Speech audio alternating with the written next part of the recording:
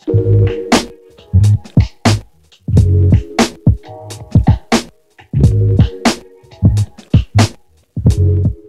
pinadalang mini PC guys ang Chewy at ito yung bago nilang Larkbox X na merong current price ngayon na 17,300 plus as of making this video. Pero mas maganda, i-click nyo yung link dyan sa description box o ba para sa updated pricing. Yung configuration ng Larkbox X na pinadala ng Chewy ay itong 16GB na RAM na merong 512GB na SSD. Pag open sa box, makikita agad natin ang isang white document sleeve na merong user manual, warranty information, at ang Visa mount para maikabit natin sa likod ng monitor itong Larkbox X kung gusto natin ng mas malinis na setup. Ito na guys yung ating mini PC. Maganda yung design niya in fairness naman kasi may pagka gaming vibe yung patterns na makikita natin sa ibabaw. Tapos hindi siya pure black. Naglalaro sa dark blue-green something yung kulay niya. Mamaya bubuksan din natin to para makita natin kung anong mga upgrade yung pwede natin gawin sa kanya. Dito naman sa maliit na box na brown, nakalagay yung adapter at power cord. At lastly, makikita natin yung mga screws para sa Visa mount. Okay, quick specs lang muna tayo dito sa Chewy Larkbox X. Meron tong Intel Core i3 1220p na CPU na nilaunch noong first quarter of 2022. Meron tong 10 cores in total, 2 performance cores, at 8 efficiency cores. Meron tong max turbo frequency na 4.40 GHz. Meron din tayong 16GB DDR4 3200 MHz na RAM at 512GB PCIe 3.0 na SSD. At syempre meron na naka-install dito na genuine Windows 11 Home operating system. Okay, dito muna tayo sa mga benchmarks para magkaroon kayo ng idea sa performance niya. So una, dito sa Speedometer 3.0 or Browser Bench, nakakuha tayo ng decent score na 19.1. For comparison, yung ginagamit kong laptop ngayon na Infinix GTBook ay nakakuha ng 24.0 na score. Naka-Core i9 to at 32GB naman yung RAM. Pero hindi sobrang layo yung score niya dito sa Larkbox S. Kaya pagdating sa web browsing, decent yung performance na may bibigay sa atin nitong Larkbox X. Sunod, dito sa Geekbench, nakakuha tayo ng 2,109 na single core score at 6,324 na multi-core score. Sa GPU naman, nakakuha tayo ng 8,205 na score kahit pa built-in lang yung kanyang GPU. Again, kung ako lang naman yung tatanungin, para sa akin, decent yung scores na nakuha natin dito sa Geekbench. Especially itong ipinadala ng Chewy na Larkbox S ay naka-single channel lang yung RAM. Imagine kung naka-dual channel pa.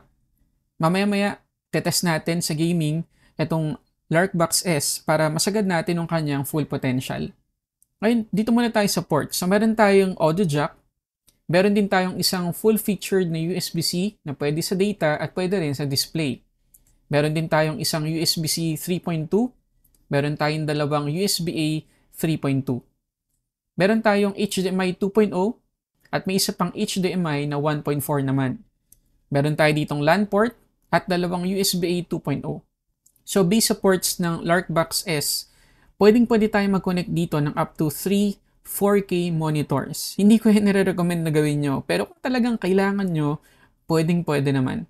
Ngayon, pagdating sa ibang mga makikita natin dito sa Larkbox S, meron tayo ditong RGB lighting sa harap na pwede lang natin i-off kung i-access natin yung kanyang BIOS setting.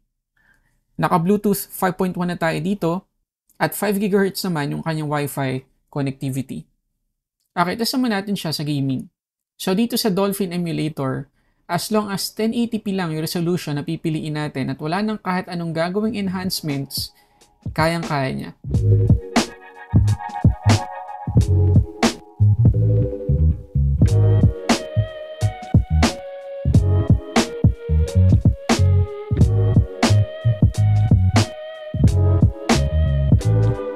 Dito naman sa Asphalt, sakto naman yung performance niya at wala naman ako napansing hiccups or struggles na lumitaw.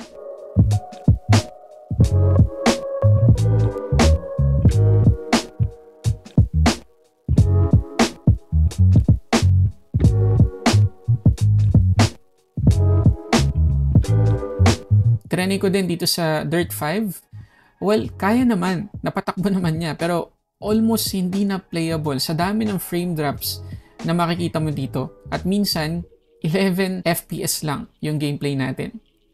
Hindi ko na rin naman ina-expect na mag-install kayo ng mabigat na game dito kagaya nitong Dirt 5. Pero at least nagkaroon tayo ng idea sa pinakasagad na performance na pwedeng ibigay sa atin.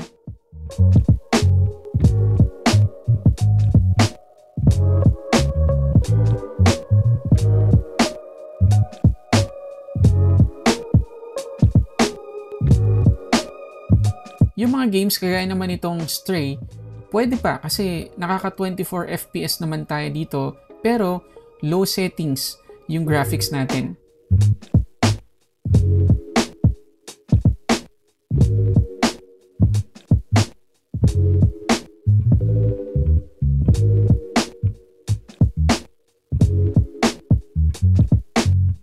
Okay, so after nitong game, buksan naman natin ngayon itong Larkbox S para ma-check natin kung ano yung mga pwede nating i-upgrade.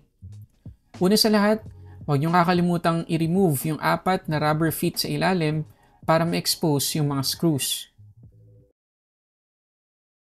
Pagkatanggal ng plate, meron pa tayong isa pang plate na dapat i-remove at 4 din yung screws niyan. Pagkatanggal niyan, makikita na natin ang mga components nitong Larkbox S.